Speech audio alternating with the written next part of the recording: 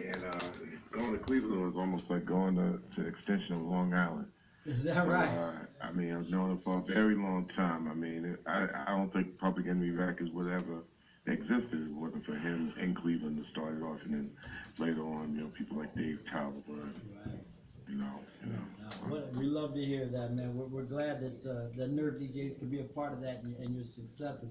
I was talking to some people today, man, and growing up on your music, it's so funny because if you could have 15 minutes to talk to Chuck D, and just have a conversation with him, there's so many things that I'd want to talk to you about, and it seems like with Chuck D, there's so many issues that you're almost obligated to get into because of what you bring to the table in terms of social commentary. So, what's it like? Do you feel like you always have to speak on social issues? Do you ever get a chance to just talk about ordinary things in radio interviews anymore? Or, do you miss the opportunity to just be Chuck D, the music fan, and not necessarily have the social commentary? No, I know when to not want to talk. I mean, I Yeah, called because I know how we have our relationship, yeah, and also the Johnny O, and people in the Cleveland area. So I made sure I made it my business to call and talk about whatever we have to talk about. But I people all over the world. I mean, wanted to try to get me, and I'm a person that's really trying to take care of as much stuff home as right. I do in the world. And you could talk all the stuff like wanting to change the world, but if you can't even fix your crib, I mean, True, true. you gotta set your priorities. So, Yeah, I think I've said a lot, yeah, and I think what's even going on now, I could just point to where I've talked about something before, yeah. and people might want to preoccupy themselves up with, with whatever bad boy or somebody was talking about at the party, but Right. that doesn't mean that we wouldn't say what we had to say. And then now it's like, oh, yo, this, yeah, everybody's in a panic mode. It's Right. like not just me, but many people have said the same thing for a long period of time. That the I would say the the major media has tucked aside like it went away when it never has gone away. Right, no doubt. Chuck D, Public Enemy in the building, Nerve DJs, Bubble and Blow Radio. That rappers for you got rappers saying a lot of great things for a very long time. True. That's a very Well, good point. there's always been a fear in presenting them. Right. Like I was looking at a Made in America movie that Jay Z put out Yeah, and had sure. DMC talking. Right. And DMC was talking about in 1983, the Treacherous Three did Yes We Can, Yeah.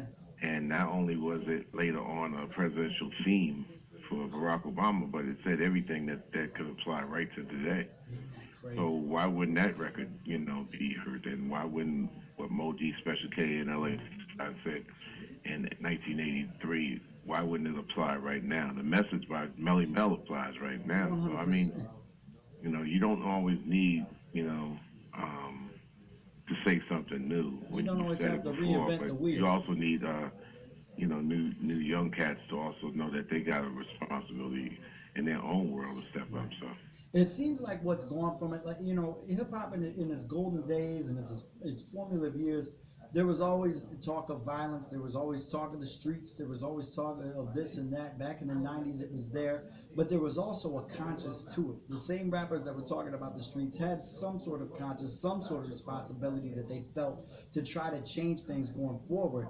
Why is that gone, Chuck? Does it just not sell, well, so they're I not think it doing was it? it's just mathematics. Back then, you only had a few rappers that actually had recording deals, Yeah. so they had to speak for many people. Today, you have many people speaking, so Hmm.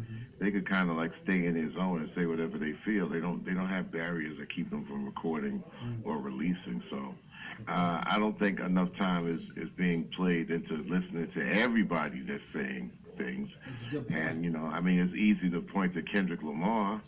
because he's with a major label, but should we have a major label be, the spokesperson, spoke situation for our situation in hip hop?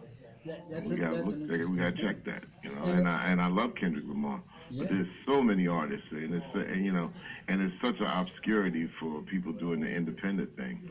And I don't mean underground, right. because underground is underground means under the ground. I mean, Right. that's an old saying. It's either independent or it's major corporation. One hundred And there's percent. so many independent corporations and artists doing a great thing now. They're being obscured by this dominance by by the 1%. And when you had your voice at Def Jam, everybody thinks of Def Jam as a corporate label now because of what it evolved into as one of a major player. But when you guys were doing it, you were building that, so it wasn't there yet. You had a lot of free enterprise because it was still an independent label. Yeah, and I was recruited, so obviously I came in with my own team and my own terms. Right. Remember, I mean, how many artists do you think you could find that said, well, I went and called this artist for a year to sign, and then he finally did it? Right. No doubt.